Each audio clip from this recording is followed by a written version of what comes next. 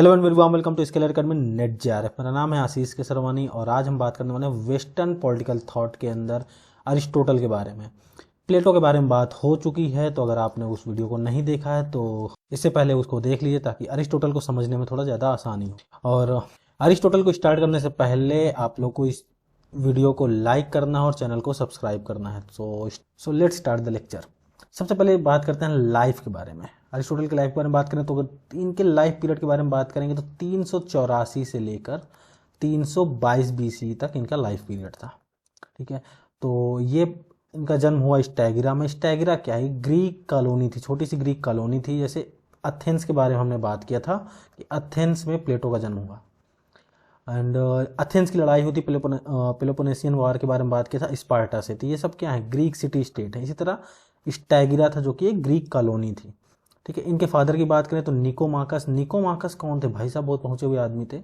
ये अलेक्जेंडर के grand father थे, अमिनतास सेकंड। जो अमिनतास सेकंड कौन थे? मैसेडोन के राजा थे। और अमिनतास सेकंड के कोर्ट फिजिशियन थे निकोमाकस। ठीक है, तो ये कोई मामूली इंसान नहीं थे, बहुत बड़े डॉक्टर थे। तो एक्चुअली जब अरिस्टोटल के बारे में पढ़ोगे तो अरिस्टोटल की जो राइटिंग्स है उसमें साइंस बहुत ज़्यादा झलक के आती है और ख़ासकर बायोलॉजी की बहुत बात होती है। ठीक है, मतलब कोई भी चीज़ होगी तो उसको बायोलॉजी के अकॉर्डिंग देखना, तो ये बहुत चीज़ देखता है। तो ऐसा माना जाता है कि निकोमाकस का जो इनका इन्फ्लुएंस था अरिस्टोटल के ऊपर वो बहुत ज़्यादा था। ये डिसाइपल ऑफ प्लेटो थे। जैसे सोक्रेट्स के स्टूडेंट थे प्लेटो। ठीक है, तो उसी तरह प्लेटो के स्टूडेंट था अरिस्टोटल। और एक चीज़ और, अरिस्टोटल का स्टूडेंट था अलेक्जेंडर, तो उसके बारे में भी बात करेंगे। ठीक है, taught Alexander. Admirer of Aristotle claim for him the title of the master of them that know. ठीक है, जो भी एडमायर करता है अरिस्टोटल को उसको बोलते क्या थे? The master of them that know. ठीक है, मतलब जो जानता है ना उनका मास्टर कौन है?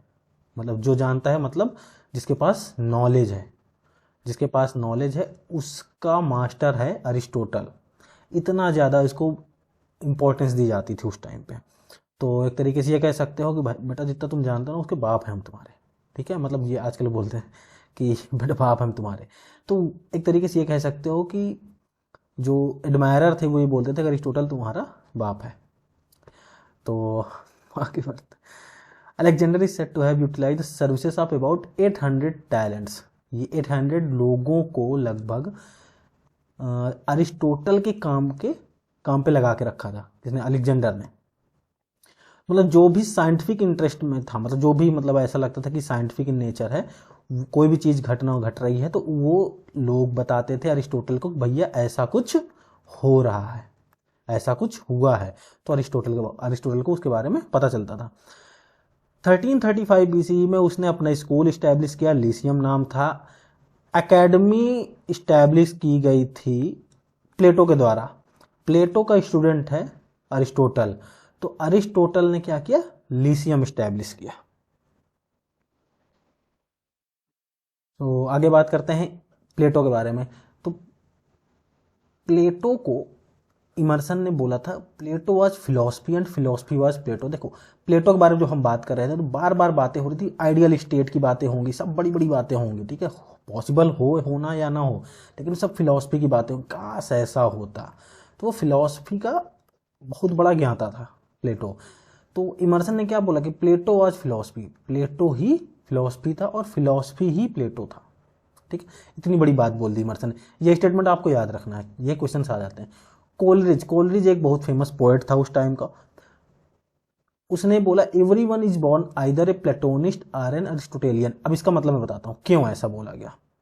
लाइन तो सीधी सी है लेकिन ऐसा बोला क्यों गया? देखो प्लेटो क्या था ना भाई, अब मतलब उसको ऐसा माना तो बहुत ज़्यादा नॉलेज है उसके पास, फिलोसफर है, क्या बड़ी बड़ी बातें कर रहा है। ठीक है, लेकिन उसका जो स्टूडेंट है अरिस्टोटल, वो प्लेटो को कुछ हद तक तो मानता है, लेकिन कुछ हद तक मानने के बाद इसका क्रिटिसिज्म सबसे ज़्यादा अरिस्टोटल ने ही किया है। मतलब प्लेटो का सबसे ज़्यादा क्रिटिसिज्म अरिस्टोटल ने किया।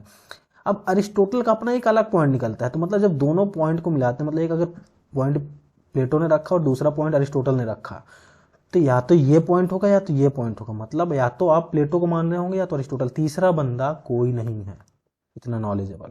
ठीक है, कहने का मतलब ये है। सो प्लेटो और अरिस्टोटल का थोड़ा सा कंपेरिजन भी देख लेते हैं। From Plato comes political idealism. Political idealism किससे आया? प्लेटो से। तो अरिस्टोटल से क्या आया? Political realism. प्लेटो क्या कहता है? काश स्टेट ऐसा हो, स्टेट अगर ऐसा होगा तो वो जस्ट स्टेट होगा। अरिस्टोटल क्या कहेगा? कि स्टेट ऐसा होता है, ठीक है, उसमें ये कमी है, ये अच्छाई है, इस तरह की बातें होंगी, ठीक है, लेकिन काश ऐसा हो, बहुत अच्छा हो जाएगा, ये सब बातें नहीं होती अरिस्टोटल के साथ। ये फादर ऑफ पॉलिटिकल फिलॉसफी है प्लेटो, और ये फादर ऑफ पॉलिटिकल साइंस है अरिस्टोटल। ऑब्वियसली बात, साइंटिस्ट मैंने बात किया कि साइंस का इन्फ्लुएंस इसके ऊपर बहुत था बिकॉज ऑफ हिज फादर। तो फादर की वजह से इसके ऊपर बहुत ज़्यादा साइंस का इन्फ्लुएंस था, इसलिए इसको साइंटिस्ट बोला जाता है, इसको फिलोसफर। प्लेटो फॉलो करता था अपने कंक्लूजन में पहुंचने के लिए डिडक्टिव मेथड, और वहीं अरिस्टोटल फॉलो करता था इंडक्टिव मेथड। डिडक्टिव और इंडक्टिव की बात करें तो डिडक्टिव होता है जनरल से पर्टिकुलर की तरफ जाते हैं, मतलब आपका जनरल स्टेटमेंट होगा उसको हम कहेंगे कि ये पर्टिकुलर स्टेटमेंट के लिए फिट है, ठीक है। जनरल स्टेटमेंट देखेंगे और फिर देखेंगे कि बोलेंगे कि यार सब में फॉलो हो रहा, तो ये पर्टिकुलर किसी चीज़ के लिए फॉलो होगा। तो ये आपने पेपर 1 में आपने पढ़ा होगा, तो ज़्यादा बताने की जरूरत नहीं। और इंडक्टिव इसका उल्टा होता है, ये पर्टिकुलर टू जनरल जाता है कि ये एक साथ हो रहा है, दूसरे के साथ हो रहा है, तीसरे के साथ भी यही हो रहा है, तो फिर मतलब सबके साथ होता होगा, ठीक है। तो ये इंडक्टिव मेथड है।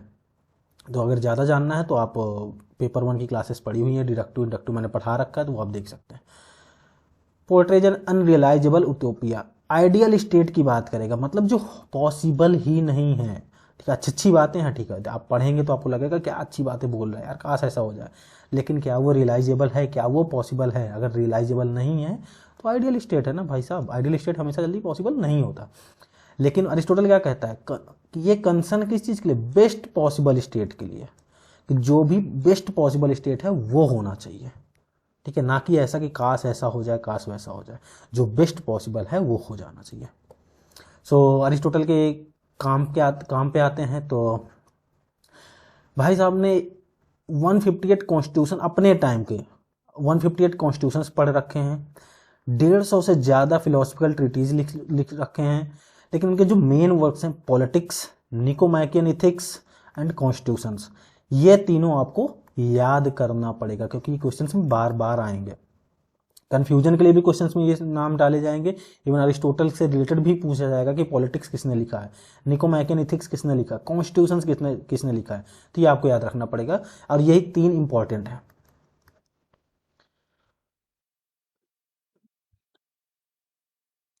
तो प्लेटो वर्सेस अरिस्टोटल, देखिए एक लाइन में अपने से बता दूं आप लोग को, अरिस्टोटल के बारे में क्या बोला जाता है कि अरिस्टोटल चाहे जितना बड़ा क्रिटिक हो, लेकिन वो प्लेटो के बिना स्टार्ट ही नहीं हो सकता। एक तरीके से मतलब अरिस्टोटल जब भी कुछ लिखना स्टार्ट करता है ना, तो प्लेटो से ही स्टार्ट करता है कि प्लेटो ने ऐसा बोला, या तो उसको सपोर्ट कर देगा या तो उसको क्रिटिसाइज कर देगा। तो कुछ भी होगा तो प्लेटो तो रहेगा ही रहेगा उसमें, ठीक है। तो देखते हैं स्टेट के बारे में, प्लेटो और अरिस्टोटल के व्यूज कैसे डिफरेंट थे। अरिस्टोटल क्या बोलते हैं? Criticizes Plato's state as an artificial state. अच्छा, आर्टिफिशियल स्टेट है, कहते हैं कि अरिस्टोटल कहते हैं कि भाई जो प्लेटो का स्टेट था ना, प्लेटो ने बोला था कि स्टेट ऐसा होना चाहिए, ऐसा नहीं होना चाहिए, वो आर्टिफिशियल स्टेट था। क्यों? क्योंकि प्लेटो ने क्या बोला था कि भाई जो स्टेट होगा वो जस्ट कैसे होगा, पहले तो 3 क्लासेस होंगे उसमें, ट्रेडर्स का, फिर दूसरा होगा आपका सोल्जर क्लास, तीसरा होगा आपका रूलिंग क्लास, फिर उसमें फिलोसफर किंग होगा। फिलोसफर किंग कैसे चूज किया जाएगा? इस एजुकेशन के थ्रू। मतलब कितना एकदम आइडियल सी सिचुएशन बन रही है, मतलब एक के बाद एक स्कीमें बन रही हैं कि ये इसके लिए, ये इसके लिए, ये इसके लिए, ये, लेकिन क्या वो पॉसिबल था? नहीं, वो आइडियल सिचुएशन थी ना। तो इसलिए वो बोलते हैं कि आर्टिफिशियल स्टेट है, आपने बनाया है, ये ऐसा एक्चुअली होता नहीं है, ये प्लेटो ने बनाया है, तो ये प्लेटो के द्वारा बनाया हुआ है। तो इसलिए प्लेटो का स्टेट जो है वो आर्टिफिशियल है। 3 स्टेजेस में बना हुआ है, producers coming first and thereafter followed by auxiliaries and the rulers, जो मैं आपको बता रहा हूँ। Aristotle on the country regarded the state as natural organisation. Aristotle क्या कहते हैं? भैया आर्टिफिशियल नहीं है, आर्टिफिशियल नहीं है, ये स्टेट होते हैं, नेचुरल ऑर्गेनाइजेशन होते हैं।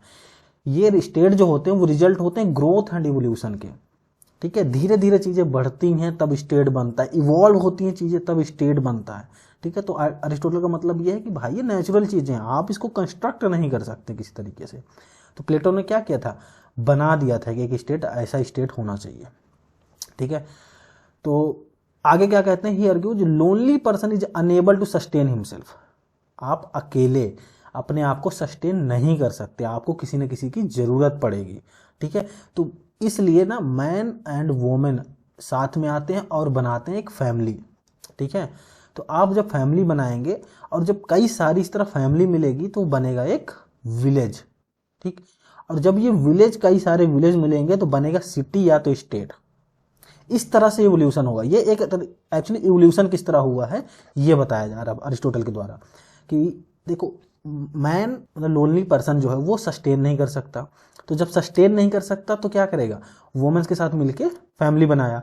अब फैमिली बनाएगा तो फिर कई सारी इस तरह की फैमिली बन गई, जब कई सारी फैमिली बनेंगी तो कई सारी फैमिली मिलके एक विलेज बन जाएगा, और फिर कई सारे विलेज मिलके एक सिटी या तो स्टेट बन जाएगा। यहाँ पे सिटी और स्टेट का मतलब क्या है, मैंने आपको प्लेटो वाले में बताया था कि ग्रीक सोसाइटी में सिटी स्टेट का कॉन्सेप्ट था, तो इसलिए यहाँ पे सिटी या तो स्टेट बोला गया, ठीक। तो इस तरह से ये इवॉल्व हो रहा है स्टेट।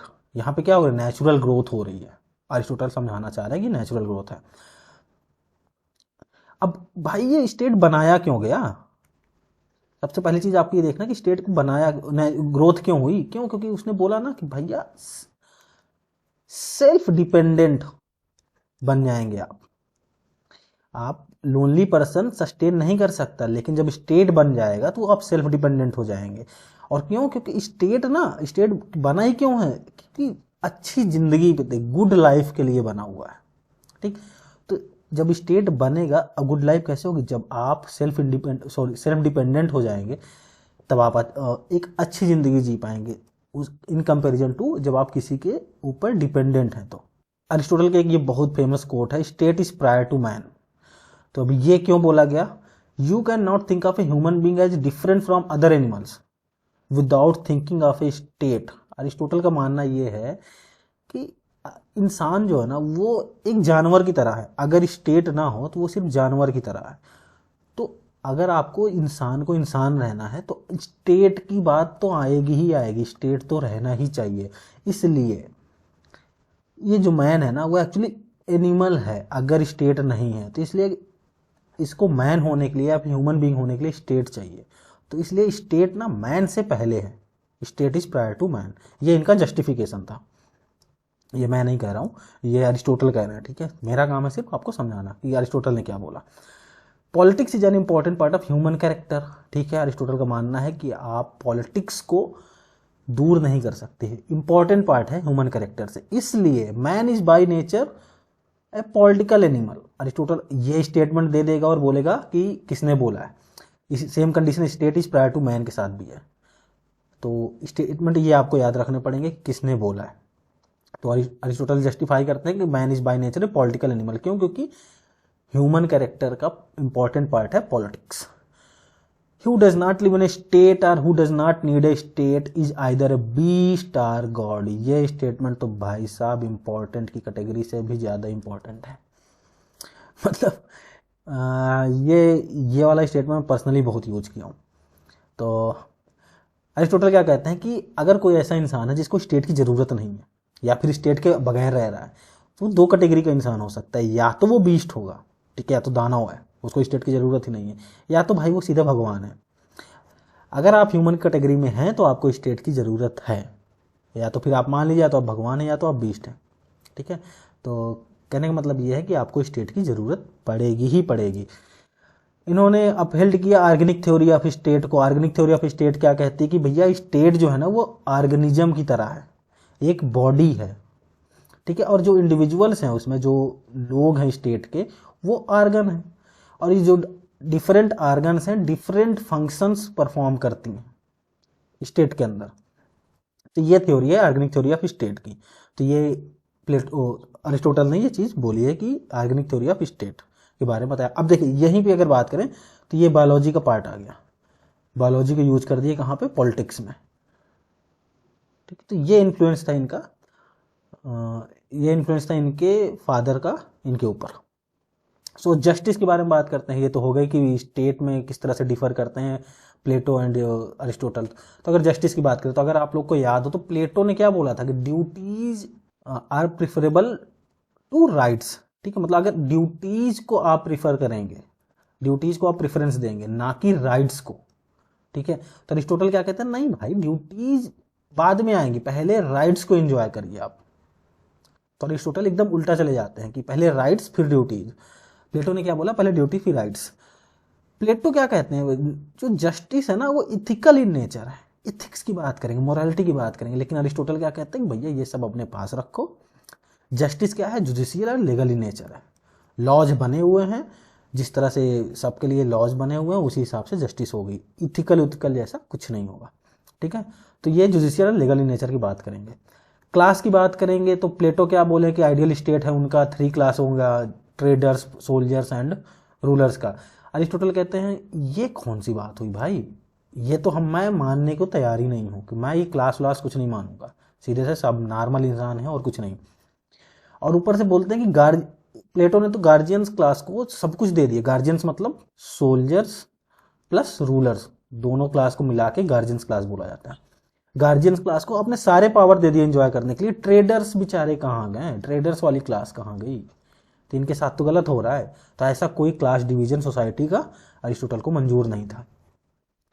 इस तरह लॉ के बारे में बात करें तो मैं एक्चुअली प्लेटो का जो आर्गुमेंट था ना वो बहुत ज़बरदस्त है, वो उससे मैं बड़ा इम्प्रेस्ड हूँ, लेकिन मैं मानता नहीं हूँ इस तरह से। लेकिन प्लेटो का आर्गुमेंट बहुत ज़बरदस्त है। प्लेटो क्या कहता है अपने रिपब्लिक में कि लॉज की कोई इंपॉर्टेंस नहीं है। और क्यों भाई, ऐसा क्यों कि लॉज की इंपॉर्टेंस नहीं? क्योंकि प्लेटो के लिए क्या, अगर रूलर ना वर्चुअस है, आपका रूलर, प्लेटो का रूलर कौन था, याद रखिएगा कि प्लेटो का रूलर कौन था, फिलोसफर। प्लेटो ने क्या बोला था, रूलर कौन होना चाहिए, फिलोसफर किंग होना चाहिए ना। तो प्लेटो ने क्या कहा, अगर रूलर आपका वर्चुअस है, मतलब वो जस्ट रूलर है, उसके पास गुण है, सारी चीज़ें स्टेट को चलाने के, अच्छा इंसान है, सब कुछ अगर अच्छा है, तो भाई ला की ज़रूरत क्या है, उस जो भी कहेगा जो भी करेगा सब अच्छा ही करेगा।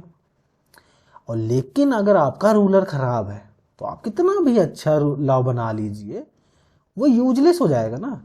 कि लॉज बहुत अच्छे हैं लेकिन रूलर खराब है, क्योंकि अल्टीमेटली तो रूलर को ही रूल करना है ना, तो यूजलेस हो जाएंगे आपके लॉ। गजब का इसने आर्गुमेंट दिया था।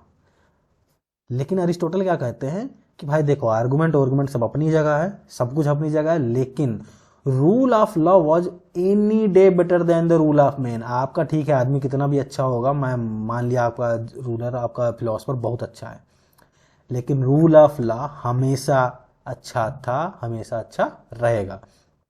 ठीक है, तो ये अरिस्टोटल का पॉइंट था। इस पॉइंट पे आते हैं Plato's communism of property and vibes. Aristotle क्या कहते हैं, देखिए प्लेटो के बारे में जब हम पढ़ रहे थे, तो जब ये थ्योरी पढ़ रहे थे तब मैंने बताया था कि प्लेटो ने कई सारे क्रिटिक्स किए थे, तो कुछ क्रिटिक्स ये भी हैं। अरिस्टोटल क्या बोला कि Plato punish the guardian class by depriving from property. ठीक है, तो ये आगे बात भी होगी अभी जब प्रॉपर्टी के बारे में पढ़ेंगे कि अरिस्टोटल प्रॉपर्टी के बारे में क्या कहते हैं। उन्होंने कहते हैं कि भाई गार्जियन क्लास को आपने तो प्रॉपर्टी रखने से डिप्राइव ही कर दिया। फैमिली क्या होती है, फैमिली से आता है एक कनेक्शन बनता है आपका, लोगों से प्यार होता है कि भाई आपका परिवार है, वो तो ख़त्म ही कर दिया आपने गार्जियंस क्लास के लिए। तो जो ये लव वाला एंगल है वो तो ख़त्म हो गया आपका। तो इस तरह से क्रिटिसाइज करते हैं अरिस्टोटल प्लेटो को। सो आते हैं कि अरिस्टोटल का पर्सनल ओपिनियन क्या था family, private property and slavery के बारे में। तो स्टार्ट करते हैं फैमिली से। फैमिली के बारे में अरिस्टोटल क्या कहते हैं कि भैया प्राइवेट फैमिली सिस्टम होनी चाहिए। प्लेटो ने क्या बोला कि फैमिली सिस्टम नहीं होनी चाहिए गार्जियंस क्लास के लिए। ठीक है, ट्रेडर्स के बारे में कोई बात ही नहीं उठी। ट्रेडर्स के बारे में तो ये था कि भाई आप फैमिली रख सकते हैं प्लेटो के अकॉर्डिंग। लेकिन अरिस्टोटल क्या कहता है, प्राइवेट फैमिली सिस्टम होनी चाहिए। क्यों? क्योंकि एक बंदा जहाँ पे पैदा हुआ, एक फैमिली पे जिसमें जहाँ पे पैदा हुआ, जहाँ पे वो बड़ा हुआ, वहाँ अपना आइडेंटिटी पाता है, अपना नाम पाता है, इंटेलेक्चुअल डेवलपमेंट वहाँ पे होती है। तो आप फैमिली को निग्लेक्ट कैसे कर सकते हैं? ठीक, आगे क्या कहते हैं, फैमिली जो primary school of social virtues होती है ना, तो वो प्राइमरी स्कूल है फैमिली। जैसे अब कौन से सोशल वर्चूज की बात हो रही है, जैसे कोऑपरेशन होना चाहिए लोगों के बीच में, ये सब कहाँ से स्टार्ट, कहाँ से होता है, फैमिली से। टॉलरेंस, लव, सैक्रिफाइस, ये कहाँ से स्टार्ट होगा? फैमिली से स्टार्ट होगा। तो अरिस्टोटल कहते हैं कि भाई साहब आपने तो सब खत्म कर दिया, सोशल वर्चूज ही खत्म कर देंगे वो, क्योंकि वो प्राइमरी स्कूल है फैमिली, तो आप फैमिली को खत्म नहीं कर सकते। अब अरिस्टोटल के हिसाब से फैमिली में होता कौन कौन है? ठीक है, तो फैमिली में 5 चीजें इन्होंने बोली। सबसे पहली चीज पहला इंसान है हस्बैंड, दूसरा वाइफ, थर्ड पर्सन इज जो चिल्ड्रन है उस फैमिली में, and the fourth one is slaves. Slaves इसलिए क्योंकि ग्रीक सोसाइटी क्या थी, ancient Greek society slave society थी ना, उसमें मतलब स्लेव का कॉन्सेप्ट था। ठीक, and the fifth thing is property, मतलब फैमिली के अंदर प्रॉपर्टी भी आ रही है और स्लेव्स भी आ रहे हैं। अब ये 5 लोगों के बीच में, मतलब 4 लोग और एक प्रॉपर्टी के बीच में 3 तरीके का रिलेशनशिप बनता है। पहला बनता है मास्टर एंड स्लेव का, तो obviously master rules the slave, तो मास्टर और स्लेव के बीच में तो मास्टर रूल करेगा स्लेव को। दूसरा होगा मैरिटल, हस्बैंड एंड वाइफ का रिलेशनशिप जो होगा, उसमें बोला क्या गया अरिस्टोटल द्वारा बोला क्या गया कि women are inferior to men. ठीक, तो वोमेन जो है वो इंफीरियर है मेन के, और साथ में ये भी बोला कि जो वोमेन्स हैं वो इनकम्प्लीट मेल हैं। इन्होंने मेल की सुपीरियरिटी दिखाई है कि मेल जो है वो सुपीरियर है। ठीक, वोमेन्स जो है वो इंफीरियर है। वोमेन्स को कहा ना चाहिए with in 4 walls of the house. Patriarchal system को प्रमोट कर रहे हैं अरिस्टोटल। ठीक है, इन्होंने अच्छा जब थोड़ा सा और पढ़ेंगे तो आगे इन्होंने ये भी बोला कि जब बाहर की बात हो, जब एक्सटर्नल लाइफ का मतलब कि घर से बाहर की बात हो, तो मेल डोमिनेट करेगा। लेकिन अगर घर की बात हो ना, तो फीमेल या फिर वाइफ जो भी कहें, जो उसको थोड़ा ज़्यादा नॉलेज है कि घर की बात, उस टाइम पे वोमेन्स भी डोमिनेट कर सकती है डिसीजन में। ठीक, लेकिन उसको 4 दीवारी के अंदर रखोगे तो क्या ही डोमिनेट करेगी, छोड़ो। तो third relation is parental, fathers rule the child. ठीक है, तो अब इसके बारे में आगे देखते हैं। तो क्रक्स क्या है फैमिली का, जो फैमिली में रिलेशनशिप बने? सबसे पहली चीज, मैन जो है वो सुपीरियर टू वोमेन है, वाइजर देन द स्लेव है, more experience than the children है, मतलब मैन सोसाइटी में ही सुपीरियर हो गया। ठीक है, स्लेव से ऊपर, स्लेव सॉरी नीचे, तो वोमेन्स के ऊपर एंड चिल्ड्रन से ऊपर, तो सब तो ऊपर कौन हुआ? मैन। ठीक, स्लेवरी पे आते हैं। प्लेटो तो भाई साहब आइडियल स्टेट चला रहे थे। प्लेटो ने क्या बोला कि इक्वालिटी होनी चाहिए स्टेट में। ठीक है, इक्वालिटी होनी चाहिए। इवन प्लेटो ने एजुकेशन की अगर बात करें या फिर जिसकी बात करें, तो उन्होंने गर्ल्स एंड बॉयज़ के बीच में भी कोई डिफरेंस नहीं रखा। ठीक, वो बोले कि गर्ल्स भी एजुकेशन सेम पा सकती हैं और बॉयज़ भी सेम एजुकेशन पा सकते हैं।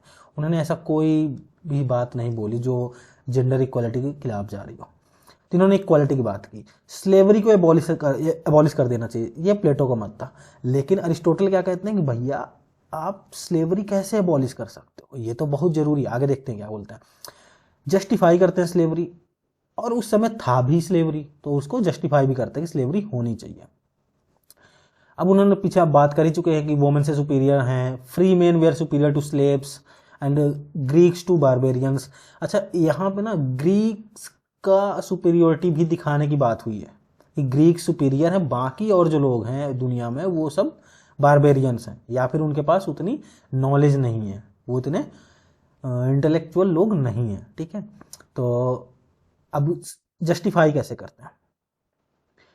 अरिस्टोटल का मानना ये है कि बर्थ के टाइम से ही कुछ लोग ऐसे होते हैं जिनको सब्जेक्शन पे जाना चाहिए, और दूसरे ऐसे होते हैं जिनको रूल करना चाहिए।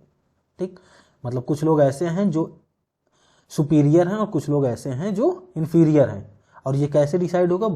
बाई फ्रॉम बर्थ, ये फ्रॉम बर्थ ही डिसाइड हो जाएगा ये। और आगे बात करते हैं कि जो लोग रूल करेंगे ना, उनका वो प्रोफिशिएंट होंगे, मतलब या फिर वो मेंटल वर्क के लिए ज़्यादा बने हैं। ठीक है, उनका नेचर ऐसा है कि वो मेंटल वर्क ज़्यादा अच्छे से करेंगे। लेकिन जो इन्फीरियर हैं, जो कि स्लेव बनेंगे आगे, वो फिजिकल वर्क के लिए ज़्यादा केपेबल होंगे। ठीक, तो उन्होंने ये बोल दिया, वो जस्टिफिकेशन दे दिया अरिस्टोटल ने। और आगे इतना ही नहीं, और आगे बोलते हैं it is better for all inferiors, मतलब जो भी इन्फीरियर हैं उनके लिए ही अच्छा है कि भाई साहब वो स्लेव हो, मतलब स्लेव्स के लिए ही बेटर है कि वो स्लेव्स हैं। अच्छा, जस्टिफिकेशन क्या देंगे? Ancient Greek philosopher consider physical labour, हाँ ठीक है, ये इसकी बात, he even refuse to recognize the slave as a full fledged human being, मतलब स्लेव को ना फुल फ्लेज्ड ह्यूमन बीइंग भी मानने के लिए मानने से इनकार कर देते हैं। And compared him to living tool which was a part of property for his master. तो जैसे कोई मैकेनिक है ना, उसके पास कोई टूल होता है काम करने का, तो उसी तरह मास्टर जो है ना, मास्टर बोले तो जो भी रूल कर रहा है स्लेव के ऊपर, उसका टूल कौन है? स्लेव टूल है एक तरीके से, वो कोई ह्यूमन बीइंग नहीं, कोई इंसान नहीं, वो एक टूल है मास्टर के लिए, ठीक। तो इतने नीचे तरीके से स्लेव्स को देखते हैं। तो अब ऐसा नहीं है कि अगर इतना नीचे तरीके से देखते हैं तो कुछ अच्छी बातें नहीं थी अरिस्टोटल के अंदर। पहले जस्टिफिकेशन देख लेते हैं, जस्टिफिकेशन क्या है वही बताता हूँ। Slavery not only natural but necessary as well and expedient, कहीं कहीं क्वेश्चन में मिल जाता, तीनों चीज़ लिखा मिल जाएगा, एक्सपेडियंट भी है, ठीक है। तो नेचुरल भी है, नेसेसरी भी है, एक्सपेडियंट भी है, तो एक्सपेडियंट जरूरत भी है। नेचुरल क्यों? क्योंकि नेचर ने इक्वलिटी नहीं दिखाई है लोगों के साथ, नेचर खुद ही इनइक्वलिटी दिखाता है कि भाई आप सब इक्वल्स नहीं है, नेचर ही ऐसा काम करता है, इसलिए ये नेचुरल हो गया। नेसेसरी इसलिए क्योंकि मास्टर को ना लीजर वाला टाइम चाहिए, ठीक। वो पढ़ना चाह रहा, वो फिजिकल वर्क क्यों करे, वो जब उसके लिए बना ही नहीं है, तो मास्टर ऐसा काम करेगा जिसकी वैल्यू ज़्यादा है सोसाइटी में। और किसकी वैल्यू ज़्यादा है? इंटेलेक्चुअल वर्क की। ग्रीक सोसाइटी में क्या माना गया कि intellectual work is superior to physical work, तो इंटेलेक्चुअल वर्क में लगा रहे उसका मास्टर, इसलिए जो फिजिकल वर्क है, जो भी मास्टर का काम फिजिकल वर्क जैसा कोई भी काम हो गया, उसको पकड़ा देगा स्लेव को कि भैया तुम ये काम करो, मेरे बस का नहीं है, ये तो तुम कर ही लोगे, मैं कुछ अच्छा सा काम कर लेता हूँ, कुछ ऐसा काम जो प्रोडक्टिव हो एक तरीके से, ठीक है। तो वो इंटेलेक्चुअल होगा, मैं कुछ बड़ी बड़ी बातें कर लूँगा, ठीक, किताबें पढ़ लूँगा, मतलब कुछ भी इस तरह का, तो इसलिए नेसेसरी भी है। According to Aristotle slave is not a human being, sub human है, इनकम्प्लीट बारबेरियन है, ठीक है। अरिस्टोटल रिजेक्टेड, देखिए अब अच्छी बातें कर लेते हैं, थोड़ा सा इतनी बुराई कर ली है। तो अरिस्टोटल क्या कहता है कि ठीक है सब कुछ खराब है स्लेव के साथ, लेकिन उसके साथ इन ह्यूमन ट्रीटमेंट नहीं होना चाहिए, मतलब उसके साथ ट्रीटमेंट जो हो वो अच्छा ट्रीटमेंट हो। And advocated their emancipation as a reward for their good behaviour, अगर स्लेव आपके साथ मतलब मास्टर के साथ अगर अच्छे से पूरी जिंदगी बिताता है तो उसके इमेंसिपेशन की भी बात की है कि उसको छुटकारा दे देना चाहिए कि भैया आप आज से फ्री मैन हैं, आप किसी के कंट्रोल में नहीं रहेंगे, क्योंकि आपने अपने मास्टर के साथ बहुत अच्छे से ताल्लुकात रखे, बहुत अच्छे से उसके साथ बिहेवियर रखा अपना, तो ठीक है। तो ये एक तरीका बताया थे। और अरिस्टोटल क्या किए थे? Emancipated his slave a year before his death, अपने मरने से एक साल पहले ही अपने स्लेव को बोला कि ठीक है आज से आप फ्री हैं। Aristotle emancipated a time when there would be no slavery, when machine would replace the human worker. Aristotle ने यह भी बोला कि देखिए स्लेव्स किस लिए जरूरी है, नेसेसरी क्यों है? क्योंकि मास्टर को टाइम चाहिए इंटेलेक्चुअल काम करने के, ठीक है, उसको एक टाइम ऑफ लीजर चाहिए, ठीक है, मतलब अच्छे अच्छे काम कर सके जिसकी वैल्यू है समाज में, ग्रीक सोसाइटी में, ठीक। तो वो काम करने के लिए स्लेव चाहिए, वो टाइम चाहिए, और स्लेव को लगा देंगे फिजिकल वर्क में। तो एक टाइम ऐसा आएगा ना, ये अपने टाइम पे ये बंदा एंटिसिपेट कर गया कि एक टाइम आएगा जब मशीन्स जो होंगी वो सारा काम करना स्टार्ट कर देंगी। जब मशीन्स काम स्टार्ट कर देंगी तो स्लेवरी अबॉलिश कर देनी चाहिए उसके बाद। क्यों? क्योंकि जो भी आपका फिजिकल वर्क है वो मशीन कर लेगी, आपके पास टाइम बचेगा तो आप अपना इंटेलेक्चुअल वर्क करिए, कोई दिक्कत नहीं है। और इन रियलिटी एक्चुअली ऐसा हुआ भी, जैसे जैसे मशीन्स आती गई स्लेवरी अबॉलिश हो गई, तो आज स्लेवरी अब कहीं पे नहीं है। एक्चुअली कहीं अगर प्रैक्टिस भी होती है एक तरीके से देखा जाए तो वो इलीगल है। तो प्रॉपर्टी के बारे में क्या बात करते हैं, ये इनका जो पूरा थ्योरी बनी प्रॉपर्टी के बारे में, उनका क्या ओपिनियन है, ये प्लेटो के क्रिटिसिज्म में बनी है, प्लेटो के कम्युनिज्म ऑफ प्रॉपर्टी के क्रिटिसिज्म में है। अब अरिस्टोटल क्या कहते हैं कि भैया प्रॉपर्टी ना साइकोलॉजिकल सेटिस्फैक्शन प्रोवाइड करती है। होता ना कि आप मतलब आप बोलते ना कि भाई 10 बीघा खेत है हमारे पास, या फिर मेरे पास 2 फ्लैट हैं ये सिटी में, ठीक है, तो वो एक साइकोलॉजिकल सेटिस्फैक्शन है कि भैया हमारे पास इतना पैसा है, ठीक है। और एक पॉइंट मैं यहाँ पे लिखा नहीं, प्रॉपर्टी क्या है ना, अरिस्टोटल के अकॉर्डिंग ये एक वर्च्यू है भाई, ये कोई ऐसी चीज है जो किसी ने काम करके ली है, ठीक है, तो उसका एक ये वर्च्यू है एक तरीके से प्रॉपर्टी, ठीक। तो ये कोई वेला इंसान नहीं था जिसने प्रॉपर्टी बनाई है, वो कुछ ना कुछ किया है लाइफ में, ठीक। तो एक तरीके से प्रॉपर्टी बनाने के लिए आपको काम करना पड़ता है, तो उस काम की वैल्यू अरिस्टोटल करता है कि भैया प्रॉपर्टी कोई नॉर्मल चीज नहीं है, आपको वो एबॉलिश नहीं करना चाहिए। प्लेटो को क्रिटिसाइज करते हैं। Individual ownership and common use of property is best. Property कई तरीके से हो सकती है, ठीक है, तो जिसमें से मतलब आपके लिए इंपॉर्टेंट नहीं है, बस मैं शॉर्ट में बता दे रहा हूँ कि कॉमन प्रॉपर्टी हो सकती है, कॉमन यूज हो सकता है, मतलब ओनरशिप जो है वो कॉमन हो और कॉमन यूज में हो सकता है। दूसरा तरीका ये हो सकता है कि कुछ प्रॉपर्टी कॉमन ओनरशिप है लेकिन इंडिविजुअल यूज कर सकता है कोई, ठीक। तीसरा तरीका क्या है कि इंडिविजुअल ओनरशिप है लेकिन यूज कौन करे, पूरी कम्युनिटी यूज कर सकती है, ठीक। तो इस तरह के 3-4 तरीके थे कि इस तरह की प्रॉपर्टी हो सकती है। तो अरिस्टोटल ने बेस्ट किसको माना कि इंडिविजुअल ओनरशिप हो लेकिन यूज कॉमन हो। अगर ऐसा होता है तो वो बेस्ट फॉर्म ऑफ प्रॉपर्टी का होल्डिंग और उसका यूज माना जा सकता है। यहां तक तो अरिस्टोटल ने क्या कह दिया कि private property is essential, justify भी कर दिया कि प्राइवेट प्रॉपर्टी क्यों, क्योंकि साइकोलॉजिकल सेटिस्फैक्शन प्रोवाइड करती है। लेकिन कैसे एक्वायर किया जाए, थ्रू ऑनेस्ट मीन्स। एक्वायर करने का तरीका ऑनेस्ट होना चाहिए, ऐसा नहीं कि गुंडागर्दी करके आप प्रॉपर्टी एक्वायर कर लो, तो अगर ऐसा करते हो तो वो सही नहीं है, ठीक है। तो आपका means of acquiring property should be honest. And the next point is acquiring wealth through taking interest is most unnatural method.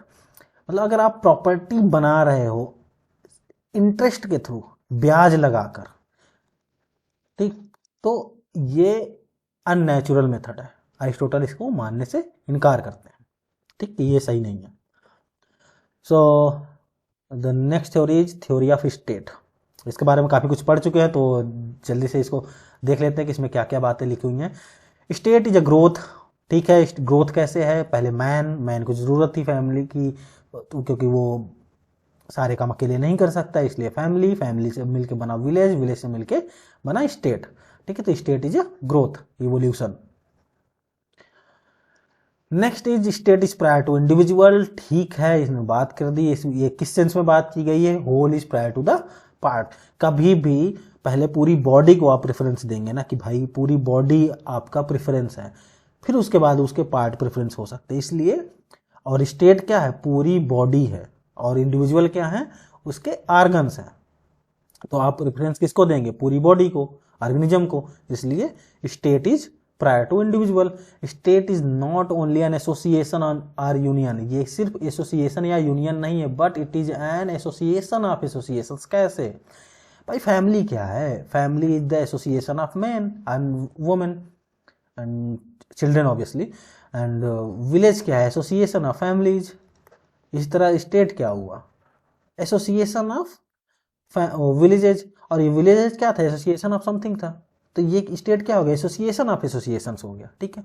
तो इस तरह अरिस्टोटल बोलते हैं कि state is not only an association of union but it is an association of associations, ठीक है। थोड़ा सा ट्रिकी हो गया, मतलब आप पढ़ के समझ गए होंगे। स्टेट क्या है, ह्यूमन ऑर्गेनिज्म है, पार्ट्स कौन है, इंडिविजुअल है, बात हो ही चुकी है। State is self sufficing institution while the village and family is not. अच्छा, स्टेट की जरूरत क्यों पड़ी थी, याद करिए, पिछले स्लाइड में उन्होंने बताया कि स्टेट की वजह से क्या हो जाता है, इंडिविजुअल सेल्फ डिपेंडेंट हो जाता है। स्टेट ही ऐसा एसोसिएशन है जब जिसके बनने के बाद आपकी सारी नीड्स फुलफिल होने स्टार्ट हो जाएंगे, आपकी लाइफ एक तरीके से गुड लाइफ में कन्वर्ट हो जाएगी, ठीक। तो जो कि विलेज और फैमिली से चीज़ें नहीं पूरी हो रही थी, इसलिए स्टेट की इंपॉर्टेंस ये ज़्यादा हो जाती है। अरिस्टोटल क्या कहते हैं, स्टेट ना यूनिफॉर्मिटी नहीं है, but it is one that brings all the diversities together, ठीक है। डिफरेंट लोग हैं, डिफरेंट उनकी क्वालिटीज होगी। स्टेट क्या करता है, सबको क्लब कर देता है। जब सबको क्लब कर देगा तो ये यूनिफॉर्मिटी थोड़ी ना हो जाएगी, ये डाइवर्सिटीज को ले आके एक साथ कर देगा। स्टेट का काम ये है, ठीक। तो अरिस्टोटल क्या कहता है, बेस्ट प्रैक्टिकल स्टेट क्या है। सबसे पहली चीज आपको दिमाग में रखना है, ये सिटी स्टेट की बातें होंगी, ठीक है। तो इसलिए सबसे पहली चीज बेस्ट प्रैक्टिकल स्टेट कौन सी है, जो छोटी सी स्मॉल सिटी हो, स्मॉल सिटी स्टेट हो, ठीक है। दूसरा कैरेक्टरिस्टिक क्या होना चाहिए अरिस्टोटल के अकॉर्डिंग, कि पॉपुलेशन और टेरिटरी करस्पॉन्ड करें एक दूसरे से, ठीक है। मतलब जो टेरिटरी है उसमें ही, जितनी टेरिटरी है उस स्टेट के पास, उसमें उसके पॉपुलेशन रह रहे, जो लोग हैं वो रह रहे हों, ठीक है। और ये कहाँ पे लोकेटेड हो, किसी रिवर के पास लोकेटेड हो, और वहाँ का क्लाइमेट कंडीशन जो है ना वो अच्छा होना चाहिए। रूल ऑफ लॉ होना चाहिए, ना कि फिलोसफर किंग जैसी बातें हों, ठीक है। तो लॉ के अकॉर्डिंग सारा सिस्टम चलना चाहिए। अथॉरिटी और power is vested in the hands of rich, ये पॉइंट आपको क्वेश्चन बना के दे देगा कि अथॉरिटी किसके पास होनी चाहिए, रिच के ऊपर। क्यों? क्योंकि अरिस्टोटल मानते हैं ना भाई साहब कि आपके पास अगर प्रॉपर्टी है तो आप पास कुछ है, तो उसके पास हम रूल करने के लिए अथॉरिटी क्यों दें जिसने कुछ किया नहीं लाइफ में। ये प्रॉपर्टी क्या है, एक वर्च्यू है, ठीक है। And virtue in action is the justice for Aristotle, ठीक। तो वो आगे बात करेंगे। तो अथॉरिटी और power is vested in the hands of rich, तो जो अमीर होगा ना वो रूल करना चाहिए, ठीक है। तो कुछ क्लासिफिकेशन किए हैं अरिस्टोटल ने। 158 कॉन्स्टिट्यूशन पढ़ा है अरिस्टोटल भाई साहब ने, तो भाई बहुत पढ़ा का वो इंसान था, ठीक है। तो ठीक है, इन्होंने पढ़ा, तो उसके अकॉर्डिंग क्लासिफिकेशन देखिए, मैं गवर्नमेंट और ऑब्लिक स्टेट इसलिए कर दिया हूँ, अरिस्टोटल ने क्लासिफिकेशन ऑफ स्टेट किया है, ठीक है।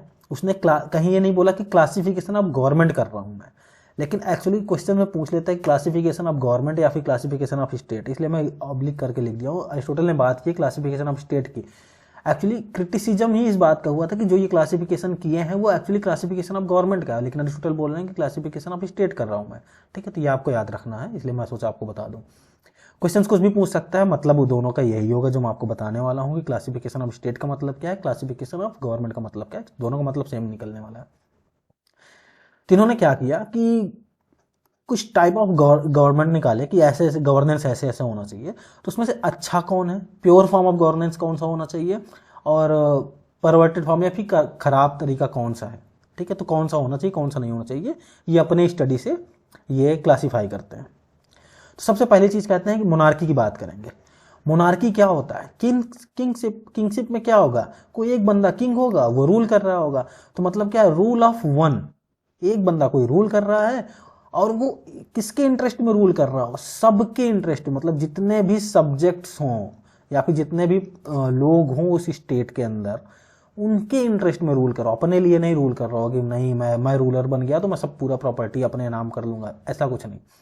सब्जेक्ट्स के इंटरेस्ट में रूल कर रहा, लोगों के इंटरेस्ट में रूल कर रहा हो, मतलब एक तरीके से अच्छा काम कर रहा हो, तो वो सिस्टम होगा मोनार्की। लेकिन अगर यही बिगड़ जाए, यही किंग कह दे कि नहीं मैं अपने लिए रूल करूंगा, मुझसे मतलब नहीं है लोगों से, मेरी प्रजा से कोई लेना देना नहीं है मुझे, मैं अपने लिए काम करूंगा, मैं अपनी खुशी के लिए काम करूंगा, तो वो हो जाएगा ट्रिनिटी, मतलब कि rule of one and interest किसके लिए, खुद के लिए, लोगों के लिए नहीं हो, तो वो हो जाएगा टिरनी, ठीक है।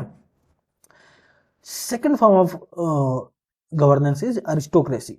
अरिस्टोक्रेसी में क्या है, रूल कुछ लोग करें, कोई एक इंसान रूल नहीं कर रहा होगा, कुछ लोग मिलकर गवर्नेंस मतलब गवर्नमेंट चला रहे होंगे, लेकिन किसके इंटरेस्ट में, इंटरेस्ट ऑफ ऑल, सब लोगों के इंटरेस्ट में, तो ये हो गया अरिस्टोक्रेसी। लेकिन अगर यही उल्टा हो जाए कि वही जो लोग हैं वो कहें कि नहीं हम अपने इंटरेस्ट में काम करेंगे, तो वो हो जाएगा ओलिगार्की।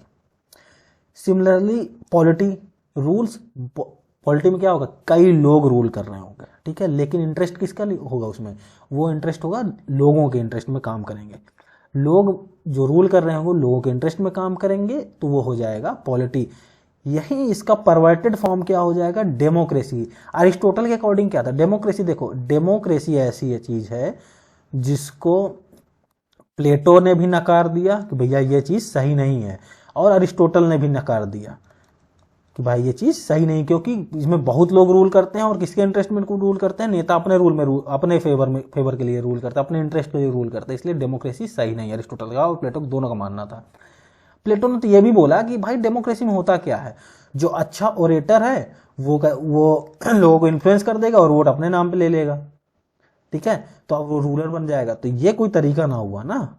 तो डेमोक्रेसी, इसलिए प्लेटो का मानना था कि ये तो सही नहीं है। और भी रीजंस थे, मैंने बात भी की है इसके बारे में, लेकिन ये एक रीजन था जो जिसके बारे में पिछले वीडियो में बात नहीं किया, तो मुझे लगा बता दूं कि ये तो सारा काम तो ये है कि जो जितना अच्छा बोल लिया उतना अच्छा लीडर लगने लगता है, लेकिन एक्चुअली में ऐसा नहीं है। बहुत से लोग ऐसे होते हैं जिनके पास बहुत नॉलेज होता है, इंटेंशन काम करने का बहुत अच्छा होता है, लेकिन वो बोल नहीं पाते हैं। इसलिए प्लेटो ने इसलिए क्या बोला कि फिलोसफर किंग होना चाहिए ना भाई। तो ठीक है, तो ये हो गया डेमोक्रेसी। अब देखिए क्वेश्चन कैसे बनेगा इसमें। पूछेगा कि भैया प्योर फॉर्म ऑफ गवर्नमेंट कौन सा है, या प्योर फॉर्म ऑफ स्टेट कौन सा, किसी भी के नाम से भी दे देगा। अगर दो तीन के ऑप्शन दे, मान ली तीन ये ऑप्शन दे दिया, ऐसे पूछ लिया कि प्योर फॉर्म ऑफ गवर्नेंस कौन है, तो एक मोनार्की हो गया, अरिस्टोक्रेसी हो गया। टिरनी क्या है, परवर्टेड फॉर्म है, ये खराब फॉर्म है। तो मोनार्की एंड अरिस्टोक्रेसी क्या हो जाएगा, प्योर फॉर्म ऑफ गवर्नेंस हो जाएगा। ठीक है, तो सिटीजनशिप के बारे में बात करते हैं। तो सिटीजनशिप ऐसी चीज है जो अरिस्टोटल सबको देने के लिए तैयार नहीं थे। अरिस्टोटल का मानना यह था कि सिटीजनशिप ऐसी चीज है ना कि जो सबको नहीं देना चाहिए। किसको देना चाहिए, रूलिंग क्लास को देना चाहिए। ठीक, रूलिंग क्लास का मतलब कुछ होना चाहिए आपके पास, हम आपको कुछ तो होना चाहिए, कोई वर्चू होनी चाहिए ना आपके पास। और वर्चू खास तौर पर इकोनॉमिक अगर हो तो और अच्छी बात है। मतलब आप अगर वेल्दी पर्सन है, आपके पास बहुत सारा धन है, बहुत सारा प्रॉपर्टी है, तो आप you are fit to be a citizen. ठीक, तो उनके अकॉर्डिंग ये था। तो एंशियंट ग्रीक सिटी स्टेट में वोमेन्स, स्लेव्स एंड मेटिक्स, इन तीनों को तो अरिस्टोटल ने सीधे नकार दिया कि इनको भाई साहब सिटीजनशिप देने की जरूरत नहीं है। वोमेन्स क्यों, क्योंकि ये तो इंफीरियर है। स्लेव्स क्यों इंफीरियर है। मेटिक्स, मेटिक्स का मतलब मैं बता देता हूँ। मेटिक्स का मतलब होता है alien. Alien not in the sense कि वो दूसरे प्लैनेट से आया है, in the sense of he is a foreigner और सी इज फॉरेनर। ठीक है, मतलब वो सिटी स्टेट में रह रहा है वो इंसान, लेकिन वो सिटी का है नहीं। ठीक है, तो ऐसे होता ना कि आप यूएसए में रह रहे हैं लेकिन आप सिटीजन इंडिया के हैं, तो इस तरह का कुछ कॉन्सेप्ट। आप यूएसए में कुछ काम से गए हैं, आप वहाँ पे रह रहे हैं, इस तरह वाला। तो मेटिक्स का मतलब ये था कि एलियंस है। एलियंस लिख के आ सकता है, मेटिक्स लिख के क्वेश्चन पूछा, परेशान करने के लिए मेटिक्स लिख देगा, नहीं तो अगर सीधे सीधे लिखना होगा तो एलियंस है तो फॉरेनर लिख देगा। ठीक है, तो आप तीनों का मतलब सेम है कि इसको अरिस्टोटल सिटीजनशिप देने के लिए बिल्कुल तैयार नहीं थे। वोमेन, स्लेव्स एंड मेटिक्स तीनों को देने के लिए बिल्कुल तैयार नहीं है। किसको मिलना चाहिए, रूलिंग क्लास के। ये प्रिविलेज है रूलिंग क्लास के एक तरीके से कि आप सिटीजन हैं। ठीक, तो थ्योरी ऑफ जस्टिस के बारे में आते हैं। सबसे ज़्यादा बात की गई है इसमें, इसके बारे में अरिस्टोटल की अगर बात करते हैं तो थ्योरी ऑफ जस्टिस की बहुत बात की गई है। अरिस्टोटल ने आइडेंटिफाई किया 3 टाइप्स ऑफ जस्टिस। एक होता है distributive, retributive and commutative. Retributive को करेक्टिव, रेक्टिफिकेटरी या रेमेडियल बोलते हैं। डिस्ट्रीब्यूटिव, रिट्रीब्यूटिव, कम्यूटेटिव, ये सब लिखा हुआ है। कंसर्न ऑफ द लेजिस्लेटर है, रिट्रीब्यूटिव कंसर्न ऑफ द जजेज है, कम्यूटेटिव कंसर्न ऑफ द जजेज है। ठीक है, तो deals with the allocation of honours and wealth, treating equals equally and equals unequally according to merit as per customary law. ठीक है, डिस्ट्रीब्यूटिव में क्या होगा, ये allocation of honours and wealth की बात करेंगे। ट्रीट करेंगे, अगर इक्वल हैं तो आपको इक्वली ट्रीट किया जाएगा। अगर आप अनइक्वल्स हैं, मतलब दो लोग हैं और दो लोग के बीच में कुछ बातें होनी है, या फिर जो उनको ऑनर या वेल्थ देना है, एलोकेट करना है, अगर अनइक्वल्स हैं तो अनइक्वली उनको डिस्ट्रीब्यूट किया जाएगा। ठीक, या एलोकेट किया जाएगा। ठीक है, मतलब वो किसके अकॉर्डिंग होगा, मेरिट्स के अकॉर्डिंग होगा। ठीक, तो ये सब बातें होगी। रेट्रीब्यूटिव कंसर्न ऑफ जजेज, पनिशमेंट एंड पेमेंट की बात होगी। कोई डैमेज है तो फुल रिस्टोरेशन ऑफ लॉस की बात होगी। इसमें क्या होगा, प्राइसिंग सिस्टम के अकॉर्डिंग काम होता है। मतलब ये कि आपको आप जिस चीज के लिए इंटाइटल्ड है आपको वो चीज मिलेगी, उससे ज्यादा ना उससे कम। मतलब अगर मैं इसको एक बहुत अच्छे एग्जांपल बोल देता हूँ, 10 रुपए की कोई चीज है, आप 10 रुपए देते हैं तो आपको वो चीज मिल जाएगी। ठीक, तो सबसे सिंपल से एग्जांपल ये है। गाइडिंग प्रिंसिपल्स का क्या हो, फुल इक्विवेलेंस। और मैं इस तरह से जल्दी जल्दी इसलिए भी बता रहा हूँ क्योंकि मुझे पता है कि ये जितना इसमें लिखा हुआ है ये थोड़ा सा कॉम्प्लिकेटेड, बड़ा टेक्निकल है। मैं एकदम ईजी तरीके से बताने वाला था, तो थोड़ा सा अब ये जिनको समझ में आ गया तो बहुत अच्छी बात है, जिनको नहीं समझ में आया तो बस थोड़ा सा पेशेंस रखने की जरूरत है। मैं समझा रहा हूँ पूरा।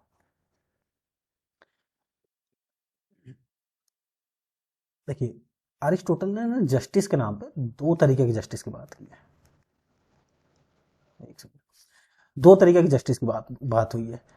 एक था इनका जनरल जस्टिस, एक था इनका पर्टिकुलर। ठीक है, पर्टिकुलर की अगर बात करें तो particular is a part of general justice. ठीक, तो जनरल जस्टिस क्या है, जनरल जस्टिस को बोला गया कि ये कंप्लीट वर्च्यू है, कंप्लीट वर्च्यू या फिर कंप्लीट जस्टिस की बात होगी।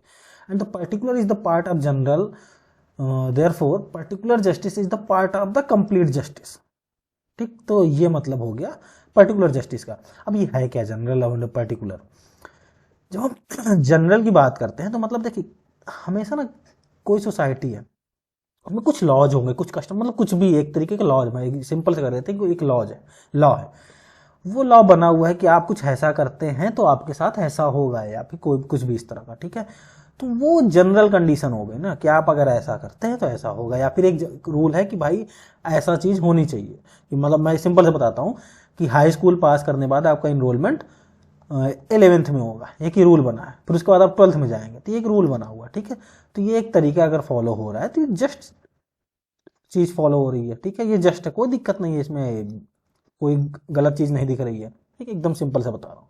लेकिन जब आप पर्टिकुलर की बात करते हैं ना तो जरूरी थोड़ी ना कि सारी चीज़ें जनरल के अंदर आ जाए। कुछ चीज़ें ऐसी होंगी जो चीज़ें लॉ में कोडिफाई नहीं की गई हैं, तो आप क्या करेंगे, पर्टिकुलर जस्टिस का काम आएगा।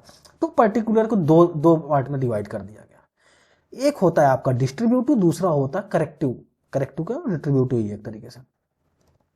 एक हो गया आपका डिस्ट्रीब्यूटिव, दूसरा हो गया करेक्टिव। करेक्टिव नाम लिखते हैं, कोई दिक्कत नहीं है।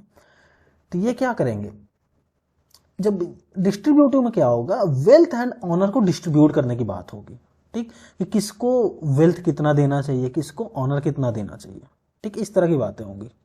और डिस्ट्रीब्यूटिव जस्टिस में क्या होगा, अब ये ऑनर्स एंड रिवार्ड्स कैसे एलोकेट की जाएगी, मेरिट्स के अकॉर्डिंग, ठीक है। अब इक्वल्स और अनइक्वल्स की बात कैसी आई, ये इसका जो मोटो होगा, मतलब जो एक तरीका होगा वो किस तरह से होगा कि इक्वल्स जो होंगे ना,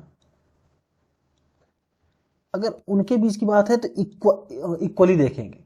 लेकिन जब अनइक्वल्स होंगे, तो जब कोई दो लोग अलग अलग पोजीशन पे खड़े हुए हैं, कोई एक ऐसा है कि जो किसी रेस को कंप्लीट करने, मतलब एक तरीके से इस तरह देख लीजिए कि दो लोग के बीच में इक्वालिटी ही नहीं है। अब उनको जब दौड़ाएंगे तो उनकी मेरिट के अकॉर्डिंग होगा, दोनों के अपने अपने सिचुएशन के अकॉर्डिंग उनको जज की जाएगी, उनकी मेरिट कितनी है इस अकॉर्डिंग जज की जाएगी।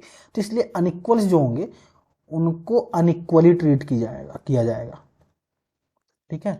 तो आई होप इससे आपको समझ में आ गया होगा। तो दूसरा क्या है, करेक्टिव जस्टिस। करेक्टिव जस्टिस में क्या बात होगी, यहाँ पे जो पार्टीज कंसर्न है, ठीक है, जिनको जिनको जस्टिस देना है, ठीक है, मतलब जिनको जस्टिस मिलना है एक तरीके से, वो पोजीशंस पे कोई बात नहीं होगी। वो इक्वल्स हैं कि इक्वल्स नहीं है, उस पर बात नहीं होगी, पहले उनको इक्वल्स किया जाएगा, ठीक है। अब यहाँ पे क्या होगा, पनिशमेंट एंड पेमेंट की बात हो, पेमेंट की बात होगी, जो डैमेजेज होंगे, ठीक है। तब इसमें क्या होगा, कुछ लोग ऐसे पोजीशन में जो एडवांटेजियस पोजीशन में होंगे, उनका एडवांटेजियस जितना भी एडवांटेज है उसको निकाल दिया जाएगा वहां से, और ऐड कर दिया जाएगा जो डिसएडवांटेजियस पोजीशन में है, वहां पे ऐड कर देंगे, दोनों को इक्वल किया जाएगा जिससे जस्टिस डिलीवर की जा सके, ठीक।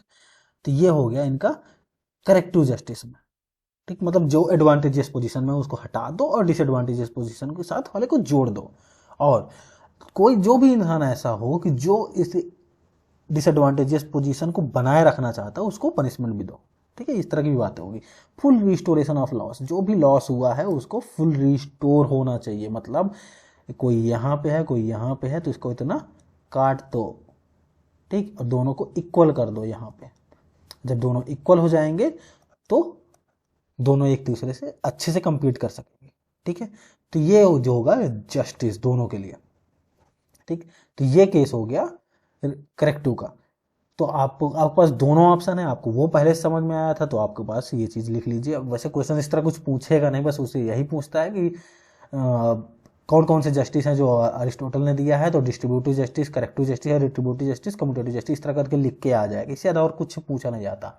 हाँ, आपके जानकारी के लिए ये चीज़ होना चाहिए, क्योंकि अगर बन भी गया क्वेश्चन तो आपको पता होना चाहिए कि एक्चुअली इस तरह से काम करता है सिस्टम। थ्योरी ऑफ रिवोल्यूशन की अगर बात करें तो थ्योरी ऑफ रिवोल्यूशन में क्या है, काफ़ी ये इंटरेस्टिंग थ्योरी है, थ्योरी ऑफ रिवोल्यूशन। सबसे पहली चीज़ बात कहाँ गई है, पॉलिटिक्स, आपको याद होगा पॉलिटिक्स किसकी बुक है, अरिस्टोटल की। अब पॉलिटिक्स के जो बुक नंबर 5 है उसमें बात की गई है थ्योरी ऑफ रिवोल्यूशन की। तो रिवोल्यूशन की हम बात क्या करते हैं कि यार कुछ रिवोल्यूशनरी हो जाए, कुछ सब कुछ बदल जाए, ऐसा होना चाहिए रिवोल्यूशन हमारे नज़र में। लेकिन अरिस्टोटल का मानना ऐसा नहीं था। रिवोल्यूशन अरिस्टोटल के लिए क्या था, चेंज इन कॉन्स्टिट्यूशन, कॉन्स्टिट्यूशन में कोई चेंज हो जाए तो वो रिवोल्यूशन है।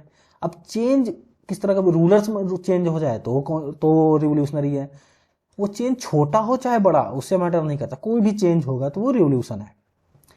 Political change is revolution, big और स्मॉल, टोटल और पार्शियल, कोई भी छोटा हो बड़ा हो, टोटल रिवोल्यूशन हो जाए या फिर पार्शियल रिवोल्यूशन हो जाए, पार्शियल चेंज हो जाए, लेकिन अगर वो पॉलिटिकल है तो वो रिवोल्यूशन है।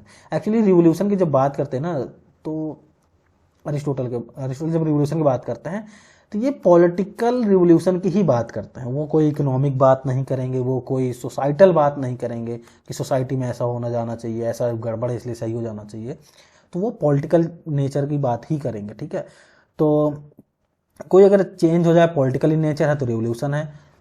और पैलेस रिवोल्यूशन का मतलब पैलेस में अगर कोई रिवोल्यूशन हो जाए, ऐसा होता है ना कि एक किंग है, किंग का भाई चाहता था कि वो किंग बने, तो ये यहाँ पर रिवोल्यूशन करके इसको हटा दिया गया और ये किंग बन गया। ठीक है, पैलेस रिवोल्यूशन हो गया। पॉलिटिकल इंस्टेबिलिटी आ जाए वो रिवोल्यूशन है। पॉलिटिकल ट्रांसफॉर्मेशंस हो जाए कुछ तो वो रिवोल्यूशन है। मतलब कुछ भी हो जाए, अब आप जो आपको लगता है कि रिवोल्यूशन है वो वाली बातें भी होगी कि चेंज वायलेंस के थ्रू हो जाए, डिस्ट्रक्शन के थ्रू हो जाए, ब्लड शेड हो जाए, मतलब अगर मार काट भी हो जाए तब भी वो रिवोल्यूशन है। लेकिन अरिस्टोटल का मानना क्या है कि भाई साहब रिवोल्यूशन नहीं होना चाहिए, वो स्टेटस कोइस्ट पर्सन है कि भैया स्टेटस को पे हमको बिलीव करना चाहिए, हम चेंज नहीं चाहते, अरिस्टोटल का मानना ये। ठीक है, तो ये थ्योरी ऑफ रिवोल्यूशन क्या है, रिवोल्यूशन का एक्चुअली मतलब क्या है अरिस्टोटल की नज़र में, तो ये चीज़ें आपको पता चल गई। अब ठीक है, रिवोल्यूशन क्यों हो रहा है भाई, तो अरिस्टोटल ने रीजन दे दिए ना कि कुछ रीजन्स हैं जिसकी वजह से अरिस्टोटल का मानना है कि रिवोल्यूशन हो जाएगा। सबसे पहली चीज़, अगर गवर्नेंस का स्ट्रक्चर डेमोक्रेटिक है, मतलब अगर डेमोक्रेसी है, तो unprincipled character of the popular leaders की वजह से भी रिवोल्यूशन हो जाएगा। मान लीजिए कांग्रेस की सरकार थी तो अन्ना हजारे ने क्या किया था कि भैया बड़ा करप्शन हो रहा है, बड़ा करप्शन हो रहा है। जब ये बातें हुई कि बहुत करप्शन हो रहा है तो लोगों ने क्या किया, एकदम गुस्सा होकर एकदम सरकार को अब गिरा देंगे, तो बीजेपी की सरकार आ गई। ठीक है, तो एक तरीके से ये कहिए कि जो रूलर है वो अनप्रिंसिपल्ड है। ठीक है, वो सही नहीं है, वो करप्ट हो गया है, वो लोगों के बारे में सोच ही नहीं रहा है, तो वहां पे रिवोल्यूशन हो जाएगा। In oligarchy can be internal as well as external, ये ओलिगार्की में कहते हैं कि इंटरनल भी हो सकता है एक्सटर्नल भी हो सकता है। कैसे इंटरनली कैसे होगा कि जैसे अब यहाँ पर रूल करने वाले कुछ लोग हैं, तो अब दो ग्रुप है, मान लीजिए रूल करने वाले, तो दो ग्रुप बन जाता है, और एक ग्रुप ज़्यादा पावरफुल हो जाता है या फिर ज़्यादा रिच हो जाता है दूसरे ग्रुप के कंपैरिजन में, या फिर दूसरा ग्रुप डाउन होता है, पहला ग्रुप बढ़ता जाता है, तो ऑब्वियस सी बात है ना, दूसरा ग्रुप रिवोल्ट कर देगा एक तरीके से। ठीक, और ये दोनों ग्रुप जो है ना वो रूलर क्लास के हैं। ठीक है, ये भी नहीं कि कोई अलग अलग है, रूल कर रहे हैं, वो रूल जो कर रहे हैं उनके अंदर की बात हो रही है। एक्सटर्नल कैसा है, miss treatment of the masses by the governing class क्या करे, लोगों के साथ अच्छा व्यवहार करना बंद कर दे, बहुत गंदे तरीके से लोगों को ट्रीट करने लगे। जो मासेस है मतलब पूरी पॉपुलेशन के साथ गंदे तरीके से ट्रीट करना स्टार्ट कर दे, तो लोग क्या करेंगे, गवर्नमेंट के खिलाफ खड़े हो जाएंगे, तो वो क्या हो जाएगा, रिवोल्यूशन हो जाएगा। अरिस्टोक्रेसी में क्या है, when number of people benefiting becomes smaller or when disparity between rich and poor becomes wider, revolution is caused। लेकिन गवर्नमेंट से लोगों को फायदा हो रहा है ना, जिनको फायदा हो रहा है उनका नंबर ही कम हो जाए। ठीक है, इनइक्वालिटी बहुत बढ़ने लगे, एक वर्ग है कि वो अमीर का अमीर होता जा रहा है, गरीब एकदम गरीब होता जा रहा है, तब भी क्या होगा कि रिवोल्यूशन हो जाएगा। एक सिस्टम और मोनार्की, किंगशिप एंड टिरनी की बात की, ये कहता है कि इसमें रिवोल्यूशन होने के चांसेस बहुत ज़्यादा होते हैं, ये प्रोन टू डिसेंशन होते हैं। ठीक है, तो इसमें रिवोल्यूशन होने के चांसेस ही बहुत होते हैं। ठीक, तो ये इन्होंने कॉजेज बताए, ये आपको याद रखना है। ठीक है, ये कॉजेज ऐसे हैं, इनको पर्टिकुलर कॉजेज बोला जाता है। उन्होंने जनरल कॉजेज भी बताए। जनरल कॉजेज में इस तरह होता है कि मतलब एक ग्रुप है पॉपुलेशन में से जो ज़्यादा रिच हो रहा है दूसरे ग्रुप के खिलाफ, तो मतलब कुछ इस तरह की चीज़ें होगा। गवर्नमेंट एक को फेवर कर रही है तो दूसरे को फेवर नहीं कर रही है, तब वो रिवोल्ट हो सकता है, तब रिवोल्यूशन आ सकता है, मतलब इस तरह की बातें हैं। तो आपको पर्टिकुलर कॉजेज पे जाना है, ये पर्टिकुलर कॉजेज हैं, आपको इसको देखना है। अरिस्टोटल ने, अच्छा ठीक है, अच्छी बात तो ये है ना कि अगर कॉज बता रहे हो तो भाई उसका सजेशंस भी दे दो कि कैसे अवॉइड करें हम। तो अरिस्टोटल ने ये वाला कसर भी छोड़ी नहीं। इन्होंने क्या बोला कि भैया अगर हो रहा है रिवोल्यूशन तो उसको अवॉइड कैसे करें वो भी मैं आपको बता देता हूँ। सबसे पहली चीज़ उन्होंने क्या बोला कि maintain the spirit of obedience of law. लोगों के अंदर ना ऐसी फीलिंग जगा दो कि हमको लॉ के अकॉर्डिंग चलना है, कॉन्स्टिट्यूशन के अकॉर्डिंग चलना है हमारे देश के, मतलब इस तरह की बातें हो जाए, देशभक्त बने रहें, ठीक है। Not to maltreat any classes of people, obvious सी बात है, जब यही रीजन है ना तो रीजन हटा दो ना कि मालट्रीट मत करो, मतलब मिसट्रीट मत करो लोगों के साथ। गवर्निंग क्लास जो है वो अच्छे से ट्रीट करे पूरी पब्लिक को। Keep patriotism high at high, देशभक्ति जगा दो। जब देशभक्ति जग जाएगी तो लोग रिवोल्ट नहीं करेंगे। Counteract the discontent that arises from inequality of position as condition by arrangements, ठीक है। इनइक्वालिटी जो आ रही है लोगों के बीच में, वो उसका कोई ना कोई तो रीजन होगा ना, तो वो रीजन ही हटा दो भाई साहब। कह दो कि आप टाटा बाय बाय, खत्म टाटा, यहाँ पे हम इक्वालिटी के लिए काम करेंगे, ठीक है। तो अगर इक्वालिटी के लिए काम करेंगे तो आपका जो चांसेस है रिवोल्यूशन का वो हट जाएगा, अवॉइड हो जाएगा। क्रिटिसिज्म इसमें भी हुआ है। For Aristotle revolution has negative role वाली मैंने आपको बोल दिया था कि रिवोल्यूशन, पहला चीज तो एक क्रिटिसिज्म लिखा नहीं, मैं बोल देता हूँ। पहला चीज तो अरिस्टोटल ने क्या किया कि रिवोल्यूशन को सिर्फ पॉलिटिकल इन नेचर समझा, इकोनॉमिक्स में कोई लेना देना नहीं था, और दूसरा चीज जैसे कोई सोसाइटल को लेना देना नहीं था, ठीक है। दूसरी चीज उन्होंने क्या बोला कि रिवोल्यूशन अच्छी चीज है ही नहीं भाई, तो अच्छी चीज नहीं है मतलब वो निगेटिव रोल मान रहे हैं। तो वहीं अगर मार्क्स की बात करें तो मार्क्स क्या कहते हैं, भाई साहब रिवोल्ट कर दो, तो कहते हैं कि रिवोल्यूशन ला दो, और रिवोल्यूशन ऐसा होना चाहिए कि मार काट मत जा, ब्लड सेड रिवोल्यूशन होना चाहिए, नॉर्मल रिवोल्यूशन भी नहीं। मार्क्स तो ये कहते हैं।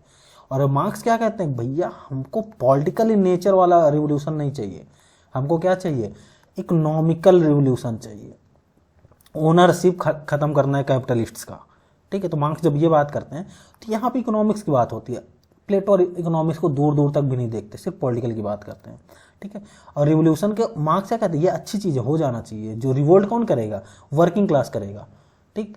और यहाँ पे अरिस्टोटल क्या कहते हैं, रिवोल्यूशन नहीं होना चाहिए, ठीक है। तो ये एक तरीके से क्रिटिसिज्म हो गया अरिस्टोटल का, ठीक है। तो बस इतना ही था अरिस्टोटल के साथ, मतलब अरिस्टोटल्स पॉलिटिकल थॉट में।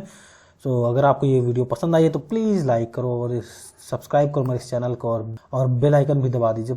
और मिलते हैं आपसे नेक्स्ट वीडियो में कुछ नई इन्फॉर्मेशन के साथ, तब तक के लिए नमस्कार, धन्यवाद।